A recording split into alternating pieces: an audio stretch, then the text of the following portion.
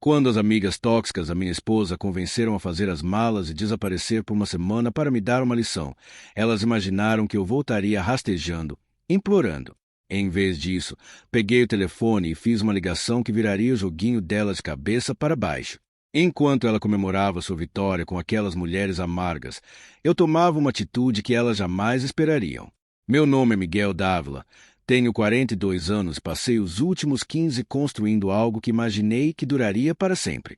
Não apenas meu casamento com a Cíntia, mas também minha rede de auto centers que começou com uma única loja e cresceu para 5 unidades espalhadas pela grande São Paulo. Ralei muito para sustentar minha família. Minha esposa Cíntia, de 39 anos, nosso filho Lucas, de 17, e nossa filha Sofia, de 12. A ironia é que o sucesso pode ter sido justamente o que nos destruiu. Quando eu estava me matando para abrir a primeira loja, trabalhando 16 horas por dia com graxa debaixo das unhas, Cíntia e eu éramos sólidos. Éramos um time. Ela me levava marmita na oficina, ajudava na contabilidade, até varria o chão quando eu estava exausto demais para fazer isso sozinho. Mas conforme o negócio crescia e o dinheiro começava a entrar, algo mudou. Cíntia conseguiu um emprego num banco na Avenida Paulista. Disse que queria a própria carreira, a própria identidade. Eu apoiei completamente. Queria que ela fosse feliz, que tivesse algo que fosse só dela. O que eu não esperava era que ela arrumaria um grupo totalmente novo de amigas que pareciam determinadas a destruir tudo que construímos juntos. A primeira vez que conheci Valéria Siqueira, soube que era má notícia. Ela entrou na nossa casa como se fosse a dona, usando roupas que provavelmente custavam mais do que a prestação do apartamento da maioria das pessoas, unhas impecavelmente feitas, bolsa de grife e uma atitude que gritava arrogância. Tinha 45 anos, 2 divórcios nas costas, parecia se orgulhar de ambos os fracassos como se fossem conquistas. Valéria tinha esse jeito de falar com a Cíntia que me dava arrepios. Fazia aqueles comentários sutis sobre como a Cíntia estava desperdiçando seu potencial, como merecia coisa melhor do que ficar presa a marido e filhos. Falava dos próprios divórcios como se fossem vitórias, gabando-se de quanto dinheiro arrancara de cada ex-marido. Aquilo deveria ter sido meu primeiro sinal de alerta. Uma mulher que celebra a destruição de casamentos não deveria ser bem-vinda na vida de uma mulher casada. Mas Cíntia engolia aquilo como se fosse palavra de Deus. A mudança não aconteceu da noite para o dia. Foi gradual, como assistir a um acidente em câmera lenta. Cíntia passou a ficar na rua até mais tarde depois do trabalho, dizendo que estava no happy hour com as novas amigas. Começou a questionar tudo o que eu fazia, de como eu tocava o negócio, como eu educava as crianças. Soltava frases que soavam exatamente como coisas que Valéria diria. A rede de auto centers estava bombando. Honestamente, aquele sucesso talvez tenha me cegado para o que acontecia em casa. No final de 2023, eu tinha 5 lojas funcionando perfeitamente, cada uma gerando uma receita séria. Minha oficina original na Moca tinha se tornado a matriz, mas as unidades mais novas em São Bernardo e Santo André eram de onde o dinheiro de verdade vinha. Mãe de SUV com pneu careca, caminhoneiros com frota pesada. Todo mundo precisava de pneu e minhas lojas ofereciam um serviço de qualidade a preço justo. Lucas tinha começado a trabalhar meio período na unidade do Ipiranga, aprendendo negócio do zero, como eu fiz. O garoto tinha mão boa e não tinha medo de trabalho pesado. Imaginei que ele talvez assumisse o negócio no futuro, mantendo o nome Dávila firme. Sofia ainda era focada na escola e no time de futebol, mas aparecia nas lojas de vez em quando, encantando os clientes com aquele sorriso que me lembrava tanto da mãe dela. E era isso que mais doía. Cíntia costumava sorrir daquele jeito para mim. No começo, quando o dinheiro era curto e os sonhos eram grandes, ela me olhava como se eu pudesse conquistar o mundo. Agora, quando me olhava, era com uma indiferença fria que cortava mais fundo do que qualquer discussão. A mudança ficou evidente nos nossos jantares em família. A gente costumava conversar sobre tudo. As atividades das crianças na escola, os planos para o negócio, as viagens de fim de semana. Agora Cíntia ficava catando a comida, mal participando das conversas. Quando falava alguma coisa, geralmente era para criticar algo que eu tinha feito ou dito. Uma noite, Lucas estava nos contando sobre o olheiro de faculdade que tinha ligado por causa das notas e do desempenho dele no futebol. O garoto estava animado. falando sobre talvez conseguir uma bolsa para jogar na universidade. Eu estava orgulhoso para valer, pronto para comemorar. Mas Cynthia só deu de ombros e disse que faculdade era cara e que talvez ele devesse considerar um curso técnico. Fiquei olhando para ela, sem acreditar. Estávamos falando do futuro do nosso filho, e ela agindo como se os sonhos dele não importassem. Quando lembrei que a gente podia pagar a universidade que ele quisesse, graças ao negócio que eu construí, ela revirou os olhos e murmurou algo sobre eu jogar dinheiro fora. Mais tarde, naquela noite, tentei conversar com ela. Perguntei a Cynthia o que realmente estava acontecendo, porque ela parecia tão infeliz o tempo todo.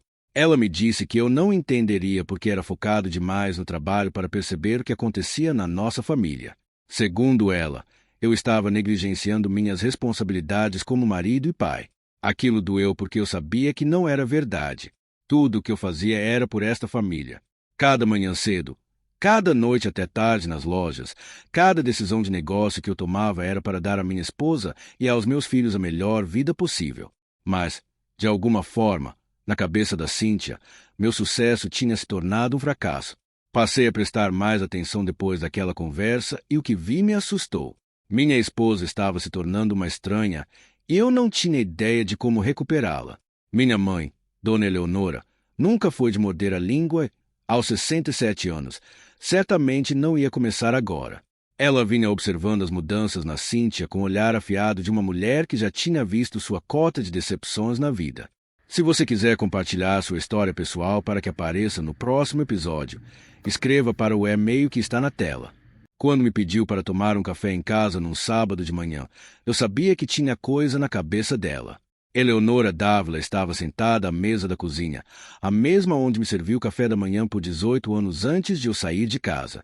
O cabelo grisalho estava perfeitamente arrumado e seus olhos castanhos tinham um olhar decidido que eu reconhecia da infância, quando ela tinha algo importante a dizer. Miguel, precisamos conversar sobre sua esposa, ela disse, sem rodeios. Respirei fundo e sentei na cadeira à frente dela. Mãe, por favor, não começa. Não começar o quê? A me importar com meu filho e meus netos. Eleonora serviu café na minha caneca favorita, aquela escrito melhor filho do mundo que ela me deu anos atrás. Eu tenho observado a Cynthia, e aquela mulher não é a mesma pessoa com quem você se casou. Ela estava certa, mas ouvir aquilo em voz alta tornava real de um jeito para o qual eu não estava pronto. Casamento tem altos e baixos, mãe. A senhora sabe disso. Eleonora bufou. Altos e baixos são uma coisa, mudança completa de personalidade é outra. Domingo passado, na missa, Cynthia mal falou com alguém. Ela costumava iluminar a comunidade inteira com seu sorriso. Agora age como se estar lá fosse algum tipo de castigo. Aquilo pegou porque eu também tinha notado. Cynthia adorava nossa comunidade da paróquia São Judas Tadeu. Era voluntária em toda a quermesse e campanha do agasalho. Agora reclamava de ter que ir. Dizia que era perda de tempo. Na semana anterior mesmo, tinha revirado os olhos quando o padre Lucas perguntou se ela ajudaria na festa junina da juventude. E aquelas amigas dela?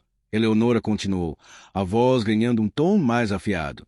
Essa tal de Valéria, principalmente. Já ouvi coisas sobre ela por aí.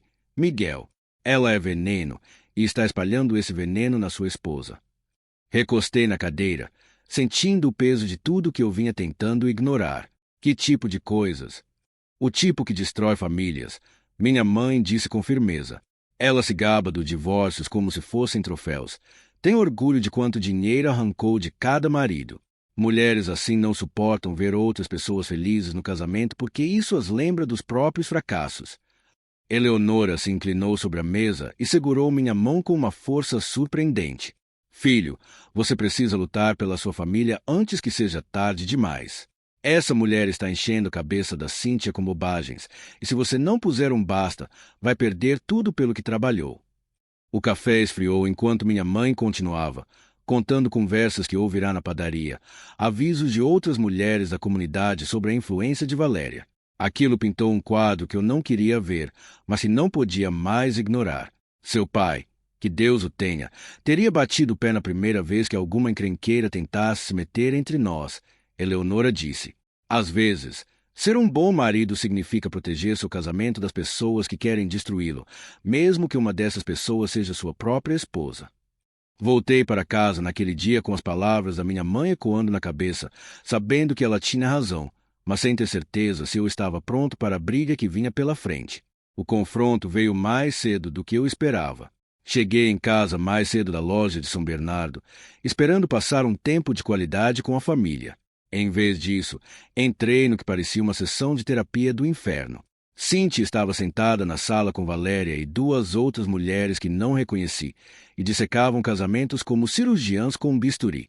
O problema dos homens, Valéria dizia, girando sua taça de vinho como se estivesse num evento social chique, é que acham que prover dinheiro é a mesma coisa que ser um bom marido. Trabalham o dia inteiro e esperam que a gente seja grata pelas migalhas que jogam no nosso colo. Uma das outras mulheres, uma ruiva que eu nunca tinha visto antes, riu com amargura. Nem me fale. Meu ex achava que me dar joias compensava me ignorar o resto do ano, como se um bracelete substituísse uma conversa de verdade. A terceira mulher, loira e provavelmente na casa dos 40, assentiu com entusiasmo. Eles usam o trabalho como desculpa para evitar intimidade de verdade. Desculpa, amor, não posso falar agora. Preciso sustentar a família. Enquanto isso, a gente está morrendo por dentro de solidão. Fiquei parado no corredor, ouvindo aquelas mulheres destruírem a instituição do casamento com o entusiasmo de adolescentes fofocando sobre colegas. Mas o que realmente mexeu comigo foi ouvir a voz de Cynthia se juntar ao coro. Miguel acha que porque a rede de auto-centers dele é bem-sucedida, automaticamente é um bom pai-marido. Minha esposa disse, a voz carregando um tom que eu nunca tinha ouvido antes. Mas sucesso não significa nada se você não está disponível emocionalmente. Ele chega em casa esperando jantar na mesa e elogios por trabalhar duro, como se isso fosse tudo no casamento. Disponível emocionalmente, eu dava duro para que ela tivesse tudo o que quisesse. Nunca perdi uma reunião de pais, nunca perdi um jogo de futebol da Sofia ou um campeonato do Lucas. Levava a família para viajar todo ano. Garantia que tivessem o melhor de tudo. Quando foi que isso deixou de ser suficiente? A voz de Valéria cortou meus pensamentos. Homens assim são controladores, Cynthia. Eles usam a segurança financeira como coleira para manter você dependente. A pergunta é, o que você vai fazer a respeito? Vai passar o resto da vida agradecendo por migalha? Só vai exigir o que merece. Foi quando ouvi o suficiente. Entrei na sala e a conversa parou como se alguém tivesse apertado o mudo. 4 pares de olhos se viraram para mim e senti como se tivesse interrompido algo que não era para eu testemunhar. Senhoras, eu disse, mantendo a voz calma e educada apesar da raiva que crescia no meu peito. Espero que estejam tendo uma visita agradável. Valéria sorriu aquele sorriso falso, o que nunca chegava aos olhos. Miguel, a gente estava só no papo de amiga. Nada que vai interessar você, tenho certeza. Na verdade, pareceu bem interessante de onde eu estava, respondi, encarando-a diretamente. Especialmente a parte sobre controladores e coleiras. Quer explicar melhor? A tensão na sala era grossa o suficiente para cortar com faca. O rosto de Cynthia ficou vermelho, de vergonha ou raiva. Não sabia dizer qual. As outras 2 mulheres, de repente, ficaram muito interessadas nas próprias taças de vinho. A gente precisa mesmo ir indo, a ruiva disse, claramente desconfortável com os rumos da conversa. Obrigada pelo vinho, Cynthia. Depois que elas saíram, catando as bolsas com a rapidez de quem foge da cena de um crime, Cynthia se virou para mim como se eu tivesse cometido algum crime terrível. Como você ousa me envergonhar daquele jeito na frente das minhas amigas? Sibilou. Envergonhar você. Olhei para minha esposa sem acreditar. Cheguei em casa e encontrei você falando do nosso casamento como se fosse uma sentença de prisão. Como você acha que isso me fez sentir? A pior parte de ver seu casamento desmoronar não são as noites sem dormir ou tratamento de gelo. É ver seus filhos tentando navegar pelos destroços enquanto fingem que está tudo normal. Lucas e Sofia não eram bobos. Sentiam a tensão na casa, viam como a mãe tinha mudado, ouviam as discussões e paravam no instante em que entravam no cômodo. Lucas passou a ficar mais tempo na oficina, dizendo que queria aprender o negócio melhor. Mas eu sabia o real motivo. Casa não estava mais confortável. O garoto aparecia depois da escola. Pegava uma chave de roda e trabalhava no projeto que precisasse ser feito. A gente trabalhava lado a lado num silêncio cúmplice, ambos evitando o elefante na sala. Pai, ele disse uma tarde enquanto a gente fazia o rodízio de pneus do Honda da Dona Fátima. Está tudo bem entre você e a mãe. Parei o que estava fazendo e olhei para meu filho de 17 anos, esse rapaz que já era mais alto do que eu e tinha os olhos da mãe. Como você explica para o seu filho que a mulher que o criou estava se tornando alguém que você não reconhecia? Sua mãe está passando por umas mudanças. Filho, eu disse finalmente. Às vezes, adultos precisam de tempo para entender as coisas. Lucas assentiu, mas deu para ver que não estava engolindo a resposta diplomática. Ela está diferente agora. Ela costumava perguntar dos meus jogos de futebol, ajudar com lição de casa. Agora mal levanta os olhos do celular quando eu falo com ela. Aquilo doeu porque era verdade. Cíntia costumava ser o tipo de mãe que fazia pão de queijo para os eventos da escola e sabia o nome de todos os amigos de Lucas. Agora agia como se ser mãe fosse um inconveniente que atrapalhava sua vida social. Sofia estava lidando com a situação de outro jeito. Minha filha de 12 anos tinha começado a ter o que chamava de dor de barriga que a fazia faltar à escola. A orientadora pedagógica tinha ligado na semana anterior, preocupada com as notas de Sofia caindo e seu afastamento das atividades que adorava. Quando conversei com Sofia sobre aquilo, sentado na cama dela cercado por troféus de futebol e bicho de pelúcia, ela olhou para mim com lágrimas nos olhos. Por que a mamãe não ama mais a gente? Perguntou. A pergunta me acertou como um caminhão. Filhinha, a mamãe ama muito você. Ela só está confusa agora. Ela nunca mais vai aos meus jogos, Sofia sussurrou. E quando eu tento contar para ela sobre a escola, ela diz que está ocupada demais ou cansada. Puxei minha filha para perto, sentindo seu corpo pequeno tremer com soluços silenciosos. Aquilo não era mais só sobre mim e Cíntia. Aquelas mulheres tóxicas não estavam só destruindo meu casamento, estavam destruindo o relacionamento dos meus filhos com a própria mãe. Naquela noite, depois que as duas crianças dormiram, tomei uma decisão. Eu não podia controlar o que Cíntia escolhia fazer ou a quem escolhia ouvir, mas podia proteger meus filhos das consequências. Eles mereciam coisa melhor do que pisar em ovos na própria casa. A descoberta veio durante minha revisão mensal rotineira das contas. Eu estava analisando nosso extrato bancário conjunto quando notei uma série de saques em dinheiro que não reconheci, além de cobranças extravagantes em boutiques de alto padrão nos jardins e spas. R$ 600 aqui, 800 ali, R$ 2.000 uma tarde de compras no shopping Iguatemi. Ao longo dos últimos 4 meses, o padrão tinha crescido e eu inicialmente achei que fosse só a Cíntia se mimando com mais frequência, até somar tudo. Quase R$ 70.000 tinham sangrado dos nossos fundos conjuntos sem uma única conversa. Sentei no escritório da loja matriz, olhando para extratos bancários que contavam a história de uma traição financeira. Dinheiro que deveria estar na poupança da faculdade das crianças, na nossa aposentadoria, na reserva de emergência. Comecei a cavucar e encontrei compras no cartão de crédito em restaurantes caros na Vila Madalena, onde Cíntia jantava com Valéria e as outras, sempre pagando a conta.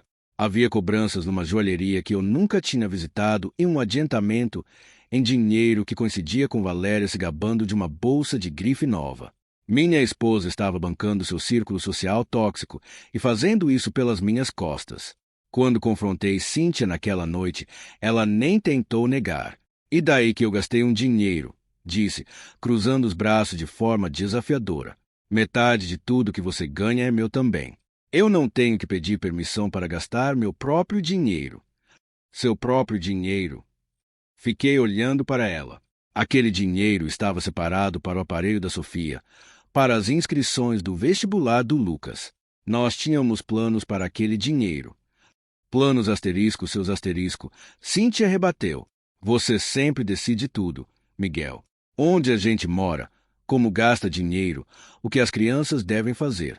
Bem, talvez eu esteja cansada de viver de acordo com os seus planos. Aqueles planos incluíam cuidar da nossa família, eu disse, lutando para manter a voz controlada. E aparentemente incluíam financiar o estilo de vida da Valéria Siqueira. Você achou que eu não ia notar. O rosto de Cíntia ficou pálido e depois endureceu. Valéria é minha amiga. Ela me entende de um jeito que você nunca entendeu. Se eu quiser pagar coisas para minhas amigas, a escolha é minha. Espalhei os extratos na mesa da cozinha. Olha isso, quase 70 mil reais em 4 meses. Isso não é pagar coisas para as amigas. Isso é drenar nossas contas enquanto as necessidades dos nossos filhos ficam em espera. Por um instante, vi algo como vergonha passar pelo rosto dela. Mas então sua expressão endureceu de novo e eu soube que o veneno da Valéria tinha penetrado fundo demais. Eu mereço essas coisas, ela disse. Sacrifiquei 20 anos da minha vida por esta família. Se eu quiser gastar um dinheiro comigo mesma para variar, é meu direito. Foi quando entendi que nosso casamento estava além de qualquer salvação. A mulher com quem casei jamais saquearia o futuro dos filhos para bancar sua crise de meia-idade. Eu deveria ter percebido que algo estava sendo tramado quando Cíntia começou a fazer uma mala naquela terça-feira de manhã. Ela se movia pelo quarto com uma energia determinada que eu não via dela há meses, dobrando roupas como se estivesse se preparando para uma batalha em vez de uma simples viagem. "Aonde você vai?" perguntei, vendo-a enfiar item de higiene numa nécessaire pequena. Cíntia nem levantou os olhos da mala. "Vou ficar na casa da Valéria por um tempo. Nós dois precisamos de um tempo para pensar no que realmente queremos deste casamento. Nós dois precisamos de tempo." Fiquei parado ali com minhas roupas de trabalho, caneca de café na mão, tentando processar o que estava ouvindo. Não sou eu quem está bancando as compras de uma divorciada amarga e falando mal da própria família. Aquilo chamou a atenção dela. Endireitou a postura e me encarou com um olhar que poderia ter congelado o inferno. "É exatamente disso que estou falando, Miguel", ela disse, fechando o zíper da mala com movimentos bruscos e raivosos. "Você sempre tem que estar certo. Você sempre tem que ser a vítima. Bem, talvez esteja na hora de você aprender como é ficar sozinho." Pousei o café na comoda, sentindo algo frio e definitivo se instalar no meu peito. Então foi isso que suas amigas recomendaram: fazer as malas e abandonar sua família para dar uma lição no seu marido. Minhas amigas me disseram que eu mereço coisa melhor do que isso. Cíntia rebateu. Disseram que se eu desaparecesse por uma semana, você perceberia o quanto precisa de mim e começaria a me tratar com o respeito que eu mereço. Pronto. As más amigas da minha esposa convenceram a sair por uma semana para me dar uma lição, exatamente como minha mãe tinha me avisado. Aquelas mulheres tinham transformado o abandono da própria família numa espécie de jogada de poder. "E se eu não vier rastejando, implorando para você voltar?" perguntei, mantendo a voz firme. A confiança de Cíntia vacilou por apenas um segundo, mas então ela ergueu o queixo, desafiadora. "Então acho que nós dois saberemos onde estamos." Pegou a mala e foi em direção à porta do quarto, parando apenas para dar o que claramente achava ser seu golpe de misericórdia. "Lucas e Sofia vão ficar na casa da sua mãe enquanto eu estiver fora." Ela disse. "Já combinei. Assim você pode se concentrar em pensar no que fez de errado sem distrações." Desci atrás dela e encontrei Lucas e Sofia no corredor, mochilas aos pés, rostos pálidos. Os olhos de Sofia estavam vermelhos, o maxilar de Lucas travado. Cíntia deu um beijo em cada um com uma ligeireza que beirava a frieza. Disse para se comportarem com a voz e saiu. A porta da frente fechou-se atrás dela com um clique, e o silêncio que se seguiu foi pesado. Ajoelhei-me e puxei as duas crianças para um abraço. "Vai ficar tudo bem", eu disse baixinho. "A vovó está feliz da vida de receber vocês. E eu vejo vocês no fim de semana. A gente faz alguma coisa divertida. Só nós três." Depois de colocá-los no carro da Eleonora e vê-los partir, voltei para dentro da casa vazia. Esperava sentir pânico ou desespero, as emoções que Cíntia e suas amigas estavam apostando. Em vez disso, enquanto ficava na sala que ainda cheirava levemente ao perfume dela, senti algo completamente diferente, um alívio estranho e exausto. Pela primeira vez em meses, a casa estava em silêncio. A tensão tinha ido embora. O constante pisar em ovos tinha acabado. Mas aquele alívio estava misturado com tristeza. A quietude me lembrava do que tínhamos perdido, não apenas do que eu tinha escapado. Sentei na beirada da cama que tínhamos dividido por 15 anos e deixei o pesar me inundar, não pela mulher que acabará de sair, mas por aquela com quem casei, que desaparecera muito antes de fazer aquela mala. Então sequei os olhos, peguei o telefone e comecei a retomar o controle. Liguei para minha mãe para confirmar que as crianças estavam acomodadas.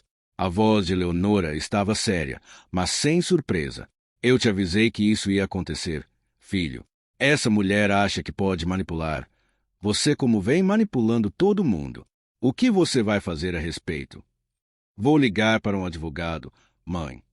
Houve uma pausa do outro lado da linha. Você tem certeza de que é isso que você quer? Tenho certeza de que é o que eu preciso fazer, respondi. Cynthia fez a escolha dela quando deixou as amigas virarem ela contra a própria família. Se quer jogar, vai aprender que eu não jogo quando se trata de proteger meus filhos. Depois que desliguei, sentei no home office e fiz algo que nunca imaginei que precisaria fazer. Comecei a pesquisar advogados de divórcio na cidade. A ironia não passou despercebida. Enquanto Cynthia provavelmente estava comemorando sua liberdade na casa da Valéria, eu estava tomando medidas para tornar aquela liberdade permanente. O escritório de advocacia Barreto e Associados tinha boas avaliações, uma reputação sólida em lidar com divórcios complexos, desenvolvendo patrimônio empresarial. Marquei uma consulta para aquela mesma tarde, achando que se fosse para fazer, era para fazer direito. Roberto Barreto era um homem na casa dos 50, cabelos grisalhos, aquele jeito calmo que sugeria já ter visto todo tipo de desastre matrimonial imaginável. Seu escritório era forrado de livros de direito e fotos de família, o tipo de lugar que inspirava confiança em quem estava enfrentando os piores dias da vida. Conte-me sua situação, Miguel, ele disse, recostando na cadeira de couro. Expus toda a história. A transformação da Cynthia, as amigas tóxicas, a traição financeira e, finalmente, o ultimato daquela manhã. Barreto ouviu sem interromper, de vez em quando fazendo anotações num bloco. Quantas unidades de negócio você tem? Perguntou quando terminei. 5 auto centers, todos lucrativos. O negócio vale cerca de 2 milhões de reais, talvez mais. Barreto assentiu. E sua esposa vinha drenando as contas conjuntas de vocês. Quase 70 mil reais em 4 meses que eu tenho documentado. Ela admitiu ter gasto consigo mesma e com as amigas. Tenho todos os extratos. Podemos trabalhar com isso, ele disse, o tom se tornando mais profissional. Embora a lei brasileira considere os bens adquiridos durante o casamento como propriedade comum do casal em regime de comunhão parcial, padrões de dilapidação patrimonial podem influenciar a partilha final. Um cônjuge que abandona o lar e drena fundos comuns para luxos pessoais normalmente não conquista a simpatia do juiz, especialmente quando há filhos envolvidos. Vamos pedir o divórcio litigioso por ruptura irreparável do vínculo conjugal e documentar a conduta financeira em prova. Assinei um contrato de honorários naquela tarde. Ao sair do escritório de Barreto com uma compreensão clara do caminho à frente, senti algo que não experimentava havia meses: controle. Pela primeira vez desde que aquele pesadelo começou, eu era quem tomava uma atitude em vez de apenas reagir ao comportamento cada vez mais instável de Cynthia. As amigas da minha esposa a convenceram a sair por uma semana para me dar uma lição. Bem, elas estavam prestes a aprender o que acontece quando se mexe com um homem que já não aguenta mais o joguinho delas. Na sexta-feira à tarde, 5 dias depois de Cynthia ter ido embora, ela voltou. Eu estava no home office revisando a minuta da petição inicial que Barreto tinha preparado quando ouvi a chave dela na porta da frente. O som dos saltos estalando no piso de taco ecoou pela casa como tiros. Ela surgiu na porta do escritório, com cara de quem esperava que eu levantasse de um salto e a abraçasse aliviado. Em vez disso, permaneci sentado à mesa, observando-a com o interesse distante que se pode ter por uma estranha. Voltei, ela anunciou, como se aquilo fosse algum tipo de presente que estava me concedendo. Estou vendo, respondi, fechando a pasta com os documentos do divórcio. Como foram as férias? O tom casual na minha voz pareceu desconcertá-la. Provavelmente esperava lágrimas, desculpas, talvez um discurso desesperado sobre quanta falta eu tinha sentido dela. Não foram férias, Miguel, ela disse, a voz assumindo aquela rispidez que eu passei a detestar. Foi um tempo para nós dois pensarmos no que realmente queremos deste casamento. Recostei na cadeira, estudando a mulher com quem um dia achei que passaria a vida inteira. E o que você decidiu que quer, Cynthia? Quero que as coisas mudem, ela disse, cruzando os braços. Quero que você pare de me dar como garantida. Quero que você valorize o que tem antes que seja tarde demais.